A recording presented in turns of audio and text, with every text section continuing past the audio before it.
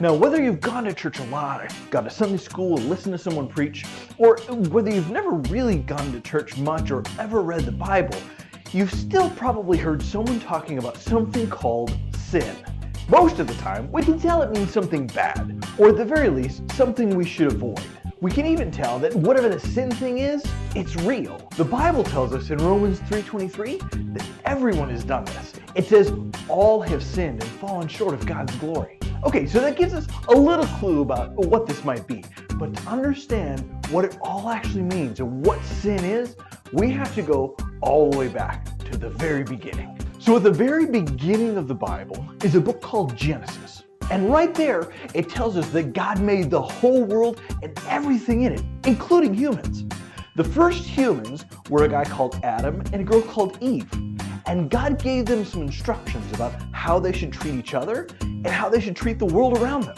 In Genesis 2, God says, it's not good for the man to be alone. I'll make him a helper who's just right for him. And then once Eve is made, God tells the man and the woman to hold on to each other and live together as one unit, one family. Genesis also tells us that God told Adam and Eve that they need to take care of this beautiful garden where he had put them. They should care for the animals and the plants that are there. Now they could eat fruit from all these different plants and trees that are in the garden, but God told them, there's one tree I don't want you to eat from, because God knows what's best for them, and they needed to trust that he's taking care of things. But Adam and Eve decided to take things into their own hands. They decided that they wanted to figure out on their own how to treat others and treat the world around them without God's help. So they ate the fruit from the tree they weren't supposed to eat from. And they got more knowledge about what's right and what's wrong. But they showed that they wanted to be in charge of things and not God. Now, I've often thought to myself, if I were in that place, I wouldn't have decided that. Surely I would have been able to let God give the instructions and trust that he knows best without having to try making decisions on my own. But if we look down through history, we can see that over and over again, humans keep trying to decide for themselves how to treat each other and how to treat the world around them. And we keep messing things up instead of trusting the instructions that God gives us. God gave instructions to a guy named Abraham on how to treat others and treat the world. And he did okay sometimes, but other times, he just messed up bad. God talked to a guy named Moses, and God gave Moses this whole giant, detailed set of instructions called the Jewish law.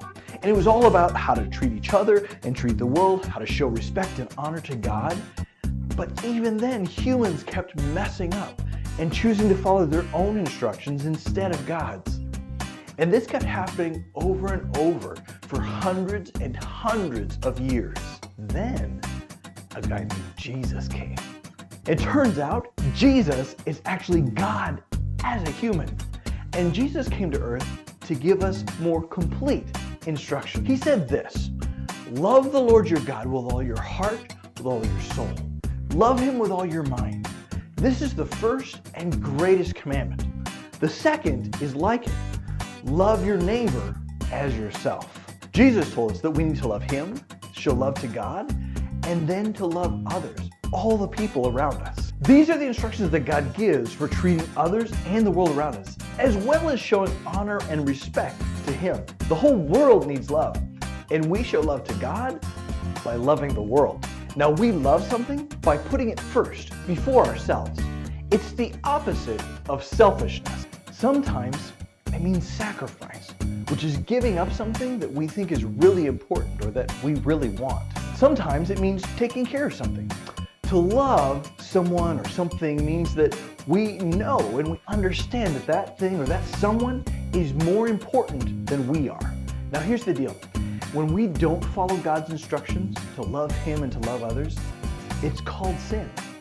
So sin is when we decide that we want to follow our own instructions for treating others and treating the world instead of following God's instructions.